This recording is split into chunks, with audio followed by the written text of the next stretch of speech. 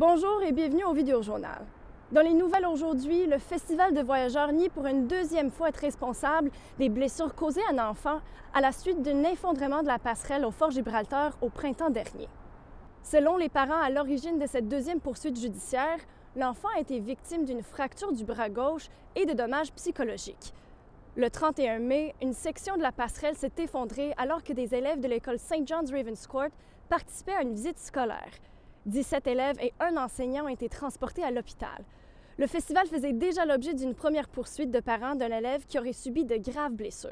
Dans les deux cas, les plaignants demandent des dommages d'intérêt généraux. Et dans les deux cas, le festival nie être responsable des blessures subies. Several high-risk search warrants were executed here in Winnipeg and in Ontario this morning.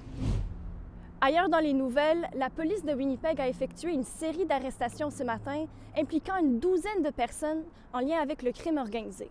Ça fait partie d'une opération qui a impliqué plusieurs corps policiers en Ontario et en Colombie-Britannique. Selon la police de Winnipeg, les crimes seraient liés au trafic de drogue, d'armes à feu et possiblement au trafic humain et sexuel. Des arrestations ont notamment eu lieu dans les quartiers de St. James et Sage Creek. Les inspecteurs mentionnent qu'il devrait y avoir d'autres opérations dans la ville plus tard aujourd'hui. Et pour terminer, les travaux parlementaires reprennent aujourd'hui à l'Assemblée législative du Manitoba. Parmi les gros projets ce printemps, le gouvernement néo-démocrate déposera son premier budget le 2 avril prochain. Il y a aussi un projet de loi attendu sur l'interdiction du recours aux travailleurs de remplacement pendant les périodes de grève qui devraient être déposées. Et voilà, c'était votre vidéojournal pour aujourd'hui. On se revoit demain.